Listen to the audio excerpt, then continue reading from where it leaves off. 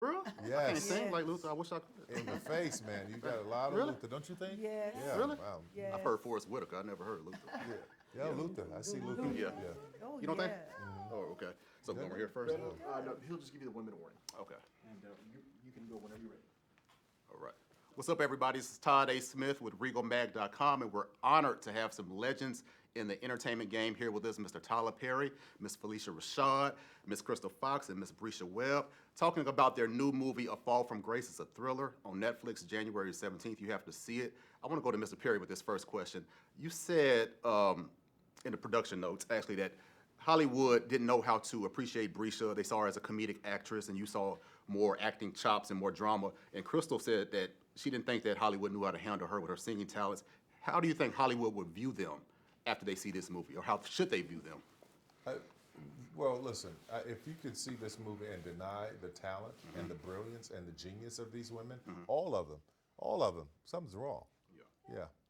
All right, Ms. Fox, you talked about in this movie you had to do a love scene for the first time. How was it stretching away from Hannah, who's always seen as the religious Christian who wants to wait to marriage? My pony. Be careful, you guys have to pay for that. Yeah, that's right.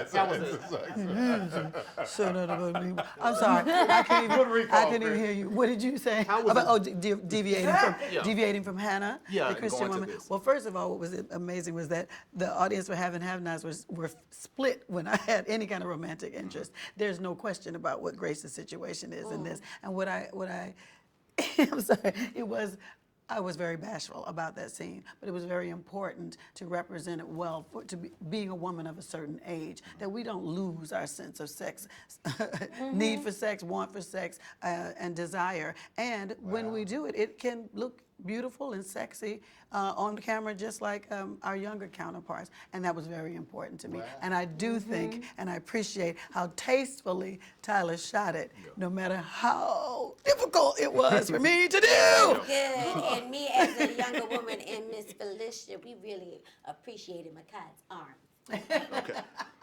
Okay, I want to go to Ms. Rashad on this question. We're used to seeing you in sitcoms and dramas and things of that nature.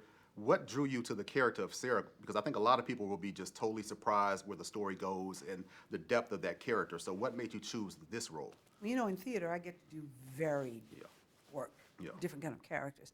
In this film production, it was a continuation of what I get to do in theater. I get to do what an actor does. Okay. I want to go to all the women. I'll go to Bresha first with this question.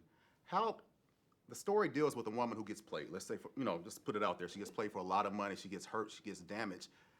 How would you handle that situation? How would you view men going forward if that happened to you? Take notes. Be aware. Be overly aware.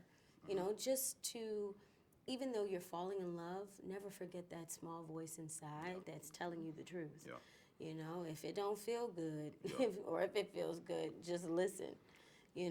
Those instincts are very important. And that brings me to this question: vulnerability versus guarding your heart. You talked about listening to those warning signs. How should women approach, especially when women get older? The movie talks about how you get more vulnerable as you get older. You think your time is over. So how should a woman balance vulnerability versus guarding your heart? Because you can't have a relationship without opening up and being vulnerable. So how should you balance that? If in your opinion? Just got to be honest. I have a song out called "Think from Your Heart." Look it up. And not from your desires, because you can't go in already making expectations about what you want a relationship to be. You just have to live in it moment to moment and take it, because we're all growing as human beings. But when you're listening to your heart and your mind and your soul, you know what's right for you. Yeah, you do. And you have to just lead by that. I know Tyler mentioned a lot of his employees came to him with this story about how they have been duped in relationships. So what did y'all draw on to bring out that emotion? Did y'all draw on some past experiences, past relationships? Can y'all talk about that, where this has happened? Because I'll be real, to me, everybody's been in a situation where love has gotten the best of them. So where did y'all get that energy and to portray these roles? People you probably have seen in your family or your friends that have gone through it. And you hear about it in the news. And you remember, it's kind of like a recall to tell someone else's story, because I agree with you. We all have probably been duped at some point, at some time. Yeah, I'm going to go to Mr. Perry with this question. I know I consider this a cautionary tale for women, but I think men should watch it too. So what do you think what do you want men to get from this movie? You know, Well, I think it's a cautionary tale for everyone because there have been men who have been in this situation as well. And just because I could easily switch genders of Grace and have her be a man and had a woman do the same thing to him. So, might be an idea there.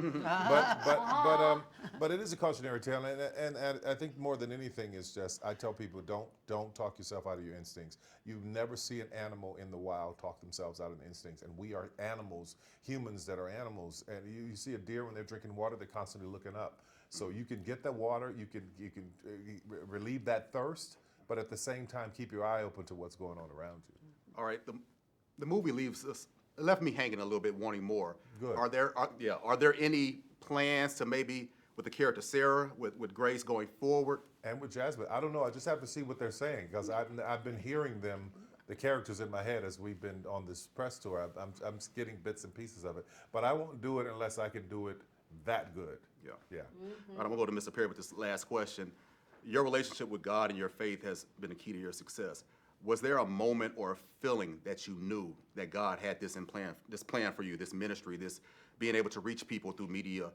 When was that, and what did it feel like? How did you know that was God talking to you? I went to seminary school when I was in my early 20s and ended up doing my first sermon in a pulpit at a church in New Orleans, and I practically got laughed out of the church and heard this voice saying, that's not where your gift is going to be. You'll do it another way.